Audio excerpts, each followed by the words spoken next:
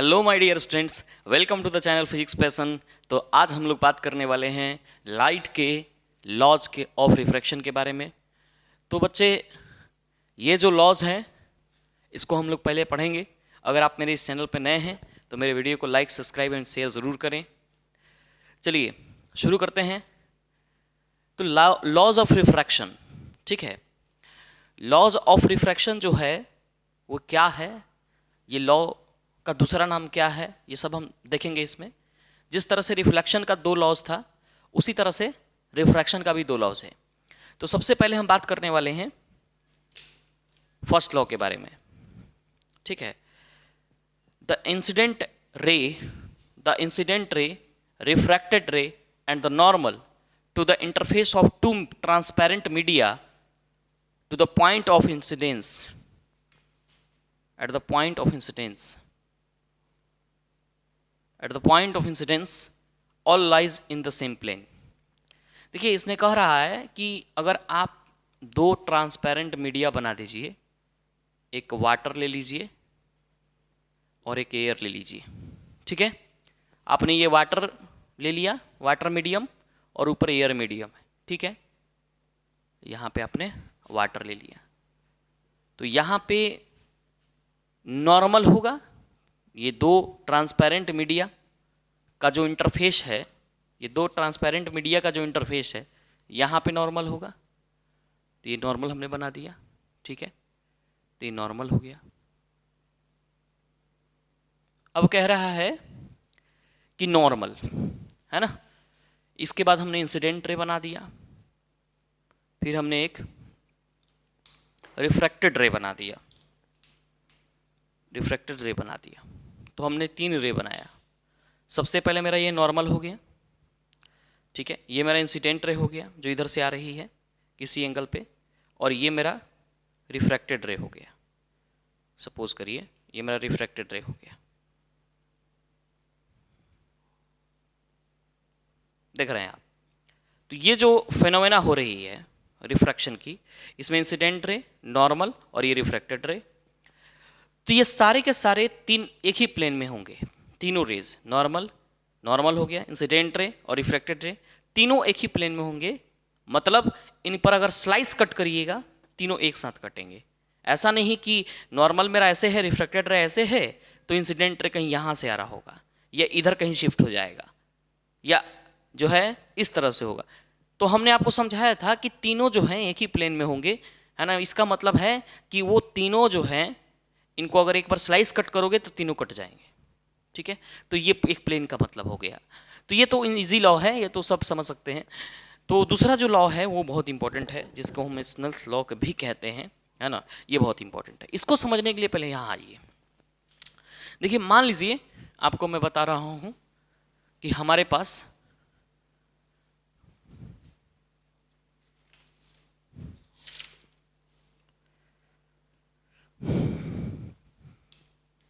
मान लीजिए कि हमारे पास ये कोई बाउंड्री है ना।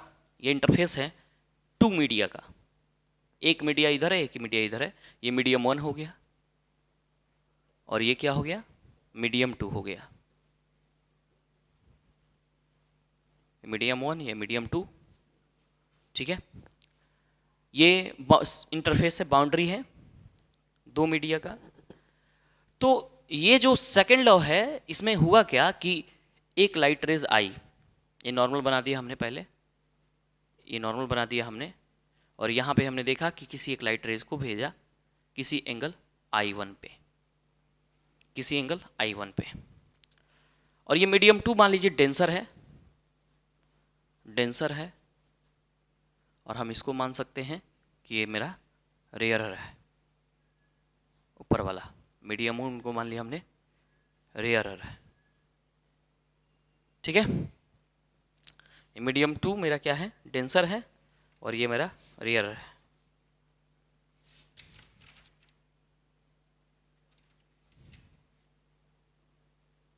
चलिए, तो होता क्या है कि जब एंगल आई पे कोई लाइट आती है, इंसिडेंट होती है, तो ये रेयरर मीडियम डेंसर मीडियम में जाएगी तो एंगल आर पे जाएगी। ये वाला जो एंगल होगा वो R1 होगा, ठीक है। अभी मैं क्या करता हूँ, एंगल आई को बढ़ा देता हूँ, जो I1 एंगल है उसको मैं थोड़ा और बड़ा कर देता हूँ, तो ये बन जाएगा I2 और ये बन जाएगा मेरा R2। मैं एक काम और करता हूँ, इसको और बढ़ा देता हूँ, ये I3 और ये मेरा और बड़ा हो जाएगा R3, ठीक है, R3, समझ रहे हैं। तो स्नेल्स का कहना था, जो law second law of refraction कहता है कि इस इंसिडेंट एंगल पे I1 इंसिडेंट एंगल पे कोई रे इंसिडेंट कर रही है और R1 पर रिफ्रैक्ट हो रही है। एंगल ऑफ रिफ्रैक्शन यहाँ क्या है, R1 है। फिर I2 पर कोई एंगल इंसिडेंट कर रही है और R2 पर वो रिफ्रैक्ट हो रही है। I3 पर कोई नया एंगल हो गया, फिर R3 पर वो रिफ्रैक्ट कर गई। तो ये सारे एंगल्स अलग अलग हैं। I1, I2, I3 आपस में इक्वल नहीं है, सारे अलग अलग हैं। R1, R2, R3 भी अलग अलग हैं। लेकिन एक चीज है जो कभी नहीं बदलती है, एक चीज है जो कभी नहीं बदलती है, अगर ये मीडियम फिक्स हो तो।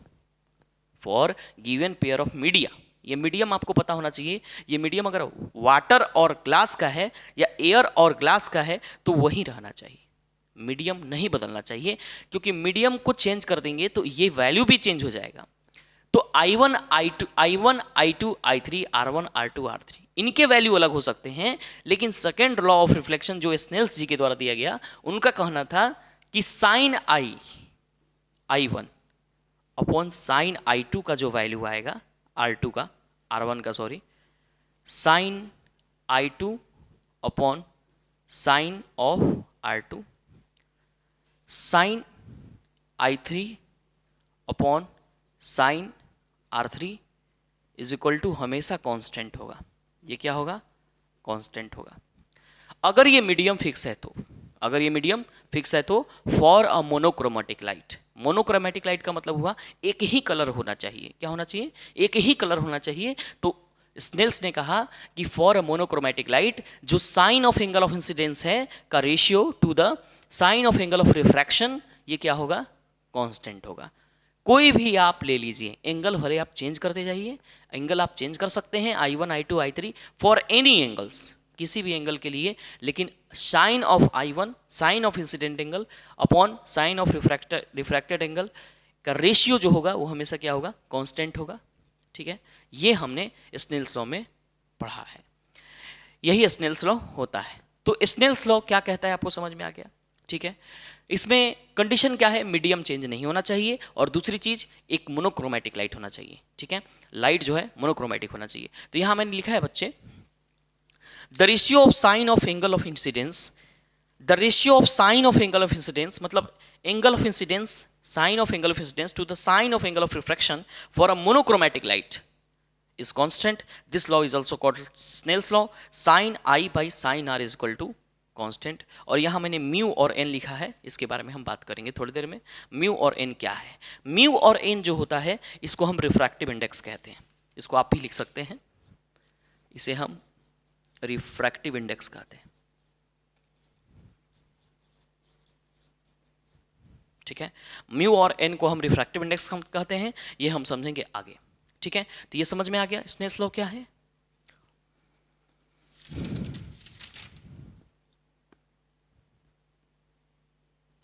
चलिए आगे बढ़ते हैं।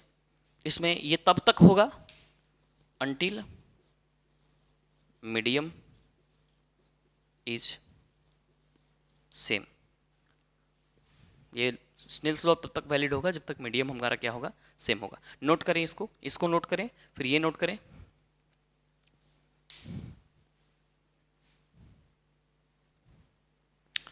तो आप आगे बढ़ते हैं बच्चे।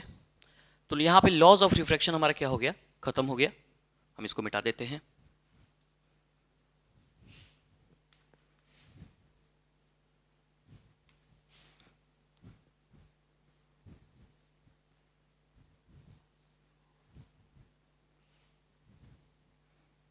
चलिए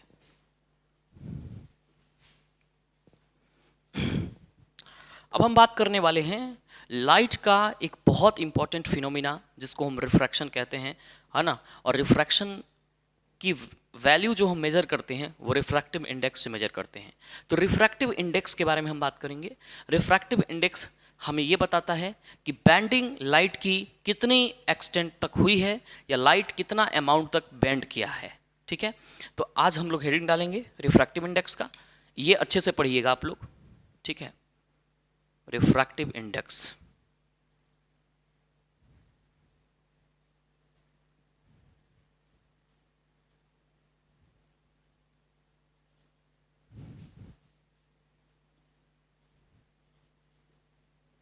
रिफ्रैक्टिव इंडेक्स, इसको हम शो करते हैं म्यू से या एन से। म्यू से शो करते हैं या एन से शो करते हैं। ठीक है, तो रिफ्रैक्टिव इंडेक्स क्या है, सबसे पहले लिखेंगे the extent of the change in direction that takes place, the extent in the change in direction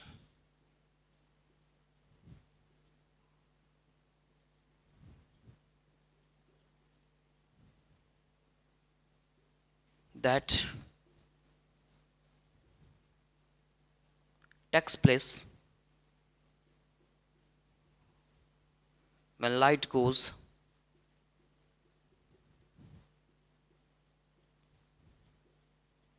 from one medium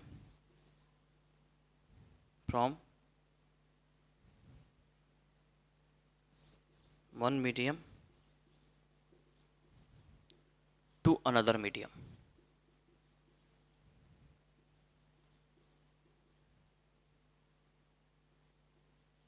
ये समझिए, कह रहा कि the extent in the change in direction, मतलब एक लाइट है ना, लाइट ये मीडियम 1 है मेरा, है ना, और ये मीडियम 2 है, ये डायरेक्शन में कितना चेंज हुआ।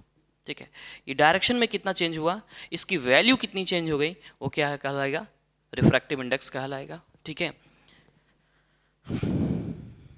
ठीक है, और ये जो है ये हम रिफ्रैक्टिव इंडेक्स निकालना सीखेंगे भी। चलिए पहले डेफिनेशन को नोट करें।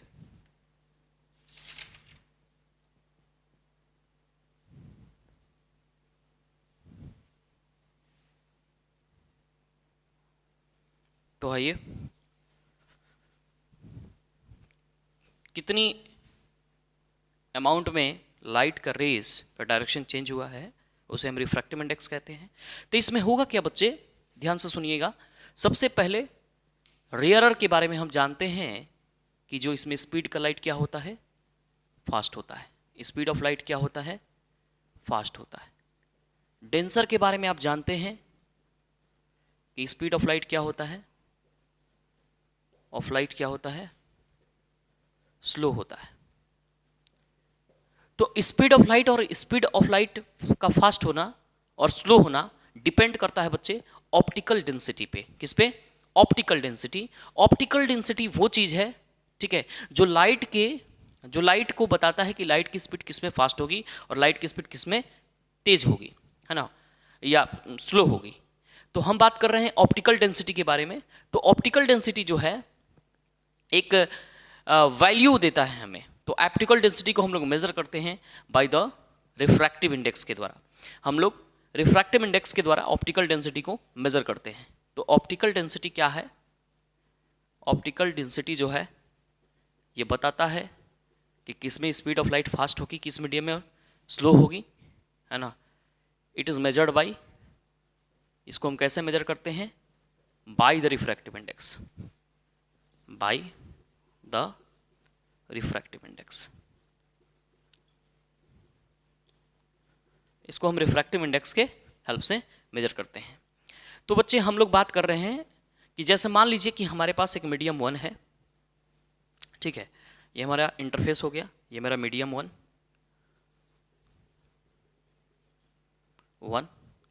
और ये मेरा हो गया मीडियम 2, ठीक है। तो इसमें क्या होगा कि इस मीडियम में लाइट की वेलोसिटी जो होगी v1 मान लेते हैं, इस मीडियम में वेलोसिटी मान लेते हैं v2, ठीक है। तो यहां पे पूछेगा आपसे कि ये बताइए रिफ्रैक्टिव इंडेक्स ऑफ मीडियम 1, ऐसे पूछेगा refractive index of medium 1 with respect to medium 2। इसको कैसे पढ़ेंगे? इसको हम ऐसे भी लिख सकते थे या N12 भी लिख सकते थे, ठीक है। इसको पढ़ने का तरीका क्या है? Refractive index of medium 1 with respect to 2, ठीक है। आप इसमें 2 को यहाँ भी लिख सकते हो, उसके लिए कोई दिक्कत नहीं, यहाँ भी लिख सकते हो या इस 2 को यहाँ भी लिख सकते हो, लेकिन हम यहाँ भी लिख सकते हैं, कोई दिक्कत नहीं है, ठीक है। चलिए मैं यही रहने देता हूँ, है ना। तो इसको पढ़ेंगे रिफ्रैक्टिव इंडेक्स ऑफ मीडियम 1, ठीक है। रिफ्रैक्टिव इंडेक्स ऑफ मीडियम 2 करना पड़ेगा क्योंकि लाइट मीडियम 2 में जा रही है और 1 से जा रही है। देखिए, तो हमने ऐसा क्यों लिखा कि रिफ्रैक्टिव इंडेक्स ऑफ मीडियम 2 हमने क्यों लिखा? क्योंकि लाइट मीडियम 2 में जा रही है, तो जिसमें जा रही है उसका निकालते हैं, जहां से जा रही है उसके रेस्पेक्ट में निकालते हैं। एक बार और सुने, जिसमें जा रही है उसका निकालते हैं, जहां से जा रही है उसके रेस्पेक्ट में निकालते हैं। तो refractive index of medium 2 with respect to medium 1, refractive index of medium 2 with respect to medium 1, ये दोनों एक ही बात है। तो इसको हम ऐसे पढ़ेंगे, इसको पढ़ेंगे कैसे? Refractive index of medium 2 with respect to, इसको शॉर्ट फॉर्म में लिख देते हैं, विद रिस्पेक्ट टू मीडियम 1, इसको ऐसे पढ़ेंगे, ठीक है। तो म्यू टू 1, तो इसको हम लिखेंगे म्यू टू 1, यानी refractive index of medium 2 with respect to medium 1। अगर आपसे ऐसे लिख देता, रिफ्रैक्टिव इंडेक्स 1 का लिख देता और 2 के रिस्पेक्ट में पूछता, तो इसको पढ़ते हैं refractive index of medium 1 with respect to 2, ठीक है। और यहां पढ़ेंगे refractive index of medium 2 with respect to 1, कोई दिक्कत इसमें नहीं। चलिए, तो refractive index of medium 2 with respect to 1 कैसे निकालेंगे? देखिए, इसका मतलब होता है बच्चे, इसका म्यू टू 1 का मतलब होता है ना, mu 2 by mu 1, mu 2 by mu 1, और इसका वैल्यू हम निकाल सकते हैं, जिसमें पूछा है म्यू 2 का तो रेसिप्रोकल रिलेशन होता है, ठीक है। तो ये हम लिख देंगे V2 V1 by V2। Refractive index of medium 2 with respect to 1 हम कैलकुलेट कर सकते हैं रेसिप्रोकल रिलेशन ऑफ वेलोसिटी से, V1 बाई V2। ऐसा क्यों हुआ इसको समझते हैं। देखिए, ऑप्टिकल डेंसिटी क्या मेजर करता है? Optical density refractive index major करता है, ठीक है।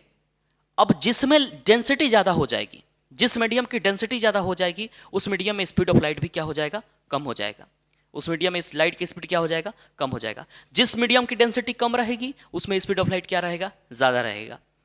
तो यानी ऑप्टिकल डेंसिटी कह सकते हैं स्पीड ऑफ लाइट को मेजर करता है, यानी refractive index speed of light को मेजर करता है। तो एक तरह से हम कह सकते हैं कि ऑप्टिकल डेंसिटी अगर बढ़ेगी,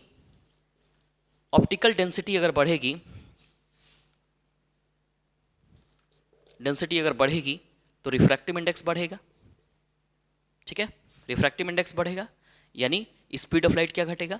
स्पीड ऑफ लाइट होगा, स्पीड ऑफ लाइट जो होगा मेरा क्या होगा? घटेगा।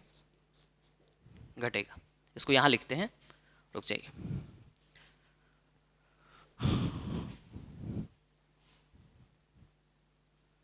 चलिए देखिए, हमने कहा कि रेयरर मीडियम में स्पीड ऑफ लाइट क्या होता है? फास्ट होता है। डेंसर में क्या होता है? स्लो होता है। और रेयरर और डेंसर को यानी मीडियम की प्रॉपर्टी को हम ऑप्टिकल डेंसिटी कहते हैं। और ये जो ऑप्टिकल डेंसिटी है वो मेजर किया जाता है with the help of refractive index, यानी ऑप्टिकल डेंसिटी का अदर नेम आप समझ सकते हैं रिफ्रैक्टिव इंडेक्स, ठीक है। अब रिफ्रैक्टिव इंडेक्स जो है ना, यानी ऑप्टिकल डेंसिटी अगर वो बढ़ती है, ऑप्टिकल डेंसिटी जो है अगर वो बढ़ जाती है, अगर वो बढ़ती है, ठीक है, तो इसका मतलब हुआ मेरा रिफ्रैक्टिव इंडेक्स क्या हो जाएगा? वो भी बढ़ेगा। लाइट की बेंडिंग है ना, प्रॉपर्टी जो है लाइट का बेंडिंग जो है वो भी बढ़ेगा।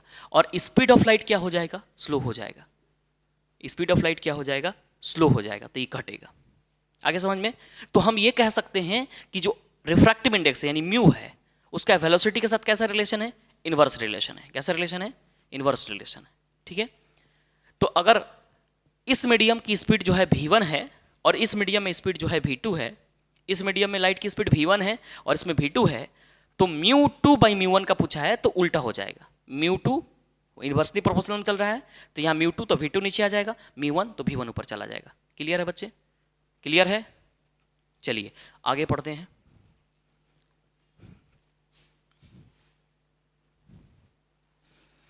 अभी हमने आपको ये बताया था कि जो रिफ्रैक्टिव इंडेक्स है वो वेलोसिटी के क्या होता है, इनवर्स रिलेशन में होता है। यानी रिफ्रैक्टिव इंडेक्स अगर बढ़ता है तो वेलोसिटी क्या होती है, घटती है। चलिए इस सवाल को देखते हैं। यहाँ पे वेलोसिटी ऑफ ग्लास दिया हुआ है, लाइट की वेलोसिटी इन ग्लास में क्या दिया है, 2 × 10⁸ मीटर पर सेकेंड। लाइट की वेलोसिटी एयर में दे रखा है 3 × 10⁸ मीटर पर सेकेंड।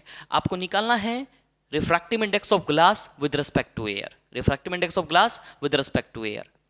तो हम क्या करेंगे इसके लिए, mu G A, refractive index of glass with respect to air, इसका वैल्यू होता है mu G by mu A. ठीक है, म्यू जी बाई म्यू ए।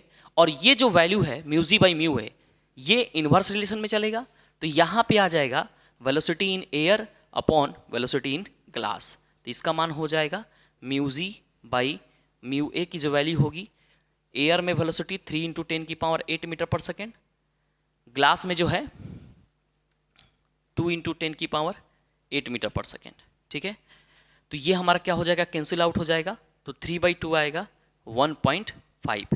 तो refractive index of glass with respect to air की जो वैल्यू होगी वो कितनी हो जाएगी, 1.5।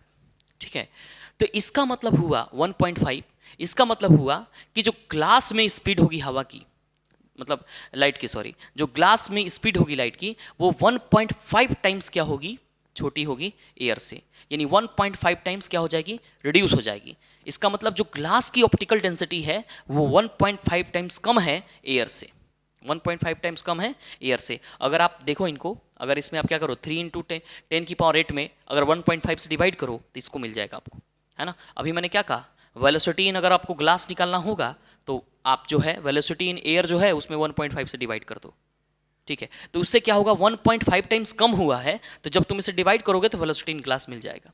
मैंने क्या बोला कि स्पीड ऑफ लाइट जो होगा ग्लास में 1.5 टाइम रिड्यूस हो जाएगा। इसको अगर मल्टीप्लाई करोगे ना तब जाके ये इक्वल होगा, तब जाकर के ये इक्वल होगा। 1.5 टाइम्स अगर मल्टीप्लाई कर दोगे ग्लास की स्पीड में तो ये जाकर के वेलोसिटी ऑफ एयर के बराबर होगा, लाइट की स्पीड जो एयर में होगी उसके इक्वल होगा, और इसको डिवाइड करोगे तब जाके ये निकलेगा।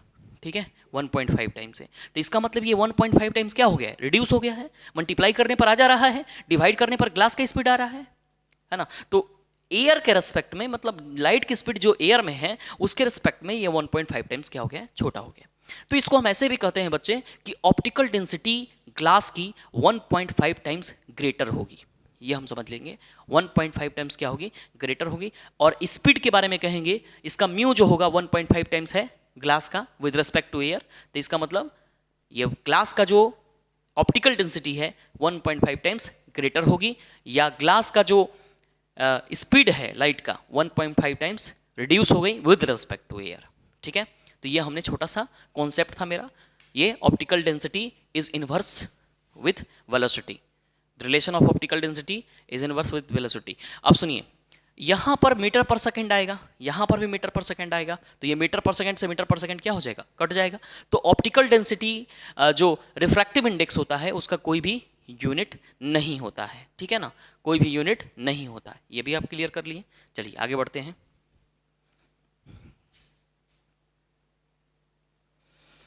तो बच्चे अब हम बात करने वाले हैं refractive index and speed of light के बारे में।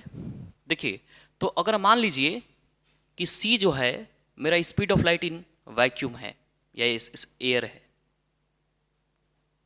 Speed of light in air. अब v जो है speed of light in medium है, speed of light in medium है। तो बच्चे होगा क्या कि ये c जो है speed of light in air है, v जो है speed of light in medium है। तो मुझे इस मीडियम का रिफ्रैक्टिव इंडेक्स निकालना है ना। तो जैसे जो भी मीडियम हो, एक मीडियम में ले रहा हूं, है ना, तो refractive index of any medium, यहां पर ध्यान दीजिएगा, refractive index of any medium with respect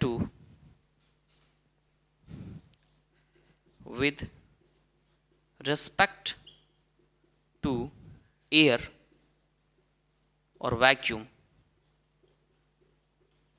is called absolute refractive index.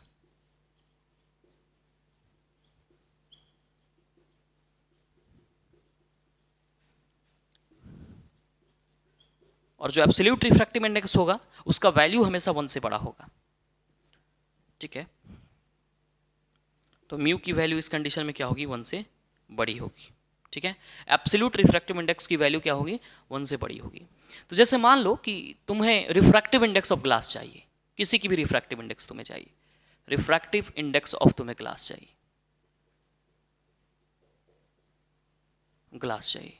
तो ग्लास का रिफ्रैक्टिव इंडेक्स अगर तुम्हें निकालना है, और यहां लिखेगा नहीं, अगर लिखेगा नहीं तो भी समझ जाना है एयर के रिस्पेक्ट में ही निकालना है, वैक्यूम के रिस्पेक्ट में ही निकालना है, ठीक है। एयर के रिस्पेक्ट में ही लिखना है, विद रिस्पेक्ट टू, वैसे मैं लिख रहा हूं रिस्पेक्ट टू एयर। अगर वो नहीं लिखेगा तो भी आपको अंडरस्टूड कर जाना है कि रिफ्रैक्टिव इंडेक्स जो हमें ग्लास निकालना है वो भी एयर के रिस्पेक्ट में ही निकालना है। तो mu of glass with respect to air, ठीक है। तो इसका क्या फॉर्मूला होगा, जो रेस्पेक्ट में आता है उसको हम नीचे करेंगे, ठीक है। तो म्यू जी बटा म्यू ग्लास का और यहां एयर का हो गया। तो स्पीड ऑफ लाइट क्या हो जाएगा, अब इसका हमें पता है रिफ्रैक्टिव इंडेक्स क्या होता है, इनवर्स रिलेशन होता है स्पीड के साथ, उसका रिफ्रैक्टिव इंडेक्स का इनवर्स रिलेशन होता है स्पीड के साथ। तो वेलोसिटी ऑफ एयर ऊपर आ जाएगा, velocity of light in air, और यहां हो जाएगा velocity of light in glass. तो ये हो जाएगा 3 × 10⁸ मीटर पर सेकेंड, और ग्लास का 2 × 10⁸ मीटर पर सेकेंड। तो ये आ जाएगा मेरा 1.5, 3/2 आएगा, और इसको सिंप्लीफाई करेंगे तो मेरा आ जाएगा 1.5। तो ये मेरा आ जाएगा refractive index of glass with respect to air. कोई दिक्कत इसमें?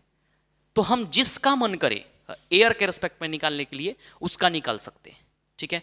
जैसे रिफ्रैक्टिव इंडेक्स वाटर का मन करे तो वाटर का निकाल सकते हैं, ठीक है। तो अगर मान लो म्यू ऑफ वाटर बोल दिया, विद रिस्पेक्ट टू एयर बोल दिया, तो इसको हम बोलेंगे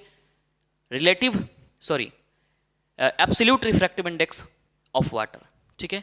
अगर यहां एयर नहीं भी बोलेगा तो भी हमें अंडरस्टूड कर जाना है कि ये मुझसे एब्सोल्यूट रिफ्रैक्टिव इंडेक्स ही पूछ रहा है। तो refractive index of water upon refractive index of air ऐसे आ जाएगा। तो वेलोसिटी इन एयर आएगा और वेलोसिटी इन वाटर आएगा।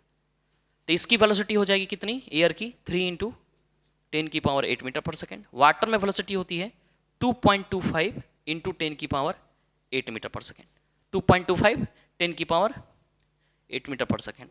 इसको हम करेंगे तो 300/225 आएगा, ठीक है। तो ये आ जाएगा मेरा 20, ये आएगा 50, कैंसिल आउट करने पर ये हो जाएगा 5 और ये हो जाएगा 3, 4/3 यानी 1.33। ये मेरा रिफ्रैक्टिव इंडेक्स ऑफ क्या हो जाएगा, वाटर आ जाएगा विद रिस्पेक्ट टू एयर, या absolute refractive index of water, absolute refractive index of water. कोई दिक्कत इसमें नहीं। तो किसी भी एक मीडियम का हम क्या कर सकते हैं, रिफ्रैक्टिव इंडेक्स निकाल लेते हैं, जिसको हम कहते हैं एब्सोल्यूट रिफ्रैक्टिव इंडेक्स, ठीक है। अब एक छोटा सा और कॉन्सेप्ट है रिलेटिव रिफ्रैक्टिव इंडेक्स।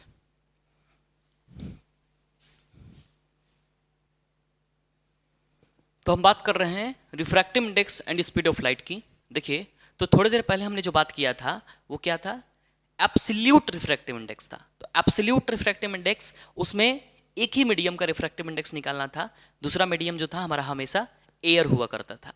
लेकिन अब इसमें हम बात करेंगे दूसरा मीडियम जो है मेरा, पहले जो कि हम पहले बात कर चुके हैं इसी वीडियो में, थोड़ी देर पहले हमने बात किया था, जो दूसरा मीडियम होगा मेरा एयर नहीं होगा, ठीक है, कोई अदर मीडियम होगा।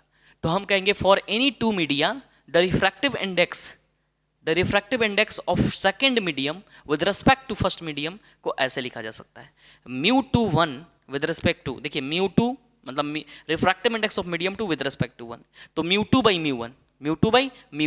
तो इसका जो रिलेशन होगा वो वेलोसिटी के साथ कैसा होगा, इनवर्स रिलेशन होगा, तो v1/v2 आएगा, ठीक है। अगर कोई बोलेगा sir refractive index of glass with respect to हमें वाटर निकालना है, तो mu of glass with respect to mu of water, आप इसको देखिए, म्यू ऑफ ग्लास का मान एब्सोल्यूट रिफ्रैक्टिव इंडेक्स के टर्म में। अगर यहाँ कुछ नहीं दिया है तो एयर मान लेंगे, यहाँ एयर मान लेंगे, तो म्यू ऑफ ग्लास की वैल्यू क्या हो जाएगी, म्यू ऑफ ग्लास की value C upon V in glass upon, ठीक है, म्यू ऑफ वाटर की वैल्यू क्या हो जाएगी, C upon V in water, है ना। C जो है speed of light in air है ना, speed of light in air को हम क्या ले लिए, C ले लिए, तो C by V in glass upon यहाँ V in glass water by C, cancel out हो गया, तो क्या आ गया, V glass water upon V glass, ठीक है, ओके।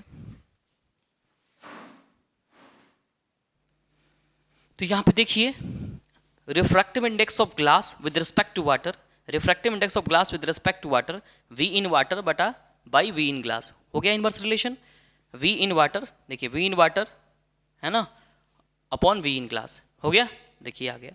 तो यहां से जैसे मान लीजिए कि यहां से पूछेगा आपसे कि आपको दे देगा क्वेश्चन कि if the speed of light in glass दिया है 2 × 10⁸ मीटर पर second and V in glass the water दिया है 2.25 × 10⁸ मीटर पर सेकेंड, और आपसे पूछ दिया वेलोसिटी रिफ्रैक्टिव इंडेक्स ऑफ, मान लीजिए यही पूछ दिया हमने glass with respect to water बोल दिया, ये निकालिए, तब क्या लिखिएगा, म्यू वाटर बाई, आ रहा है समझ में, म्यू ग्लास, ग्लास का पूछ रहा है तो ग्लास का पहले लिखेंगे और नीचे क्या लगा देंगे, वाटर, वेलोसिटी का इन्वर्स रिलेशन होगा तो V in water upon V in glass, तो वाटर में वेलोसिटी कितनी हो जाएगी 2.25 × 10⁸ मीटर पर सेकेंड, और यह आ जाएगा 2 × 10⁸ मीटर पर सेकेंड, तो ये हो जाएगा 2.25 है ना अपॉन 2, अब इसको कैंसिल आउट करेंगे तो 100 आ जाएगा नीचे, ठीक है, तो इसको कट आउट कटे करेंगे, ये कितना बार में कट जाएगा 5 से, ये मेरा अप्रॉक्स आएगा 5 4 जा और यहाँ 5 5 जा और ये 20, ये हो गया मेरा 5 4 9, तो ये 9/8 आएगा, 9/8 आएगा, तो 8 1 जा 8 1 जा 8, ठीक है, यहाँ पे आ जाएगा 8 2 जा 16, 1.12 के करीब में आएगा, ठीक है। तो हम क्या कर सकते हैं, इसी को हम कहते हैं बच्चे रिलेटिव रिफ्रैक्टिव इंडेक्स, जिसमें मीडियम, दूसरा मीडियम एयर ना होके कोई और दिया हुआ हो, तो उसको हम कहते हैं रिलेटिव रिफ्रैक्टिव इंडेक्स। तो जैसे यहाँ पे ग्लास का था, वाटर के रेस्पेक्ट में निकालना था, तो ये हमने कंप्लीट कर लिया। तो रिफ्रैक्टिव इंडेक्स जो है 2 तरीके से हमने कंप्लीट किया है, और एक लास्ट तरीका बचा हुआ है साइन, ठीक है, साइन के फॉर्म में, यानी स्नेल्स लॉ के फॉर्म में, उसको भी देख लेते हैं अभी।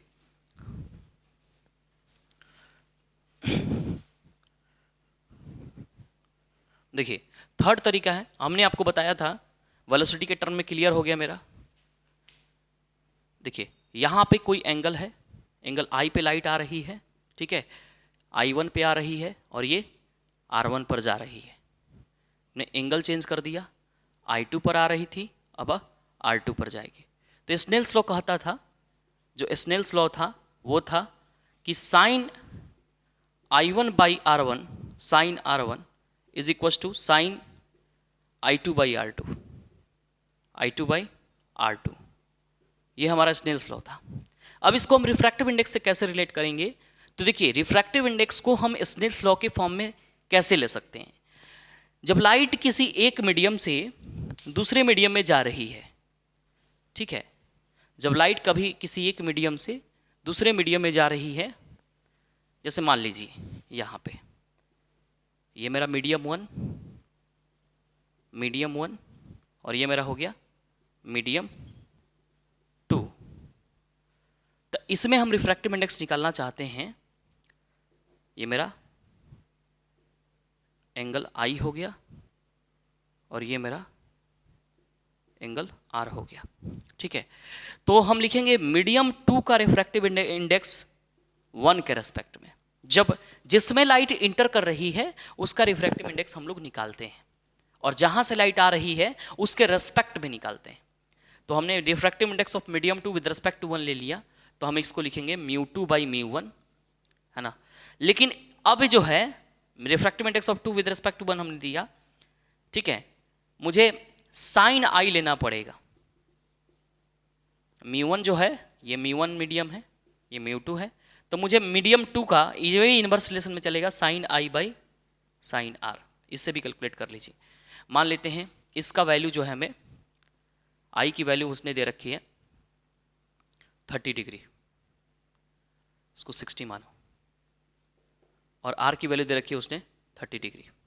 तो अगर निकालना होगा तो साइन 60 अपॉन साइन 30, ये हो जाएगा √3/2 अपॉन 1/2, तो आंसर आ जाएगा √3/1। तो refractive index of medium 2 with respect to कितना कितना आ गया, √3 आ गया। ठीक है, तो साइन के फॉर्म में भी हम निकाल सकते हैं।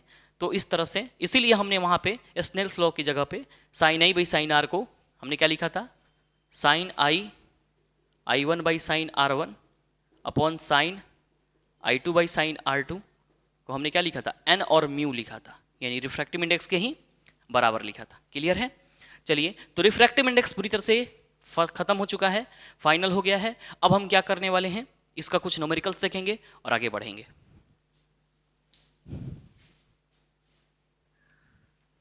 न्यूमेरिकल नंबर 1 क्या कह रहा है, light enters from air to diamond. अब एयर से डायमंड में लाइट इंटर कर रही है। ये मान लीजिए मेरा मीडियम का इंटरफेस है, यहाँ पे एयर है, ठीक है, और ये मेरा क्या हो गया, डायमंड है।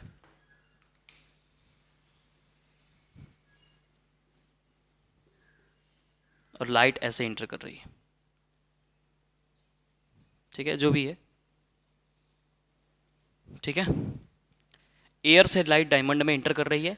Light enters from air to diamond with respective index 2.42। What is the speed of light in diamond. तो इसके देखिए, डायमंड में इंटर कर रही है ना, तो डायमंड का रिफ्रैक्टिव इंडेक्स हमें दिया है। तो refractive index of diamond with respect to air, refractive index of diamond with respect to air is 2.42। इसको आप कैसे लिखोगे, refractive index of diamond with respect to air, तो refractive index of diamond upon with refractive index of air कैसे लिखोगे, इसको लिखोगे diamond का रिफ्रैक्टिव इंडेक्स, बताओ, है ना। इसको तुम क्या कर सकते हो, एयर के रिस्पेक्ट में है तो डायरेक्ट एब्सोल्यूट रिफ्रैक्टिव इंडेक्स की बात कर रहा है ये, तो इसको क्या लिखोगे, speed of light in air upon speed of light in diamond, speed of light in diamond. तो इसमें क्या हो जाएगा, स्पीड ऑफ लाइट डायमंड, तो ये स्पीड ऑफ लाइट डायमंड का वैल्यू हमें निकालना है, speed of light in diamond जो होगा वो क्या होगा, speed of light in air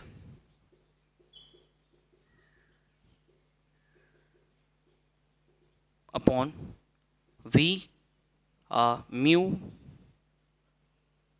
mu D with respect to A. ठीक है, तो इसका वैल्यू दे रखा है हमको 3 × 10⁸ अपॉन 2.42।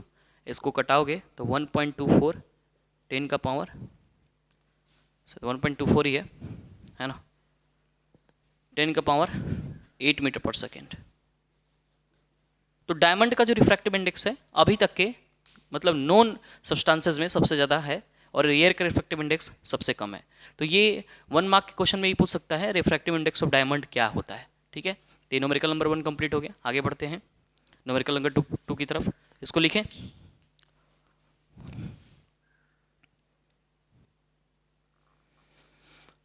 आइए क्वेश्चन नंबर 2 की बात करते हैं। कह रहा है calculate the angle of incidence of light rays on the surface of plastic slab of refractive index √3 and the angle of refraction is 30 degree.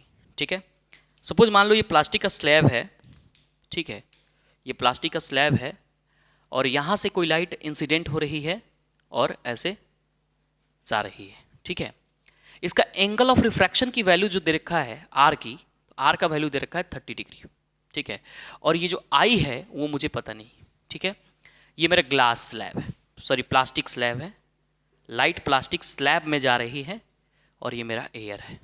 ठीक है, तो मुझे इसका रिफ्रैक्टिव इंडेक्स कैलकुलेट करना है, किसका, प्लास्टिक स्लैब का। ठीक है, sorry angle of incidence calculate करना है प्लास्टिक स्लैब का, इसका रिफ्रैक्टिव इंडेक्स भी दिया हुआ है। ठीक है, तो गिवन में लिख सकते हैं हम क्या दिया है, गिवन में लिख सकते हैं जो refractive index of plastic slab है with respect to air is equal to कितना दिया है, √3 दिया है, ठीक है। और मुझे एंगल ऑफ रिफ्रैक्शन यानी एंगल आर की वैल्यू दे रखी है कितनी, 30 डिग्री। तो हम जैसे कि जानते हैं, as we know that from Snell's law, हम जानते हैं ना, क्या जानते हैं स्नेल्स लॉ से, कि रिफ्रैक्टिव इंडेक्स जो होगा sine I upon sine R का जो वैल्यू होगा, समझ रहे हैं, तो साइन आई अपॉन आर, तो यहाँ पे प्लास्टिक स्लैब जो है उसका, उसमें लाइट इंटर कर रहा है, ठीक है, तो उसका रिफ्रैक्टिव इंडेक्स हमें निकालना है। तो यहाँ पे आर नीचे आएगा, तो refractive index of plastic slab, तो पी लिख देते हैं, with respect to air is equal to कितना हो जाएगा, साइन आई का वैल्यू हमें नहीं पता है, साइन 30 डिग्री, ठीक है, साइन आर साइन 30 डिग्री है ना। तो हम ये लिख सकते हैं, इसका वैल्यू हमें दिया है √3 is equal to sine I upon sine 30, ठीक है। तो √3 is equal to sine I upon 1/2, तो ये आ जाएगा, तो √3/2 is equal to sine I आ जाएगा। तो मेरा साइन आई का वैल्यू कितना हो गया, आई का वैल्यू मेरा कितना हो गया, 60 डिग्री। साइन 60 पे क्या होता है, √3 मिलती है वैल्यू, तो साइन 60 का मान हो गया √3/2, तो यानी जो मेरा आई होगा वो किसके इक्वल होगा, 60 डिग्री के इक्वल होगा। तो यहाँ पे न्यूमेरिकल नंबर 2 भी आपका कंप्लीट हो गया। तो यहाँ पे बच्चे हम यहाँ अपना लेक्चर को स्टॉप कर रहे हैं। Refractive index, laws of refraction और रिफ्रैक्टिव इंडेक्स का टोटल लेक्चर हमने आपको बता दिया है ना। तो रिफ्रैक्टिव इंडेक्स जो है किस तरह से हम लोग निकालेंगे किसी मीडियम का, ये कंप्लीट हो चुका है। अगर आप मेरे इस चैनल पर नए हैं तो मेरे चैनल को लाइक, सब्सक्राइब और शेयर, कमेंट जरूर करें, है ना। तो thank you for this lecture.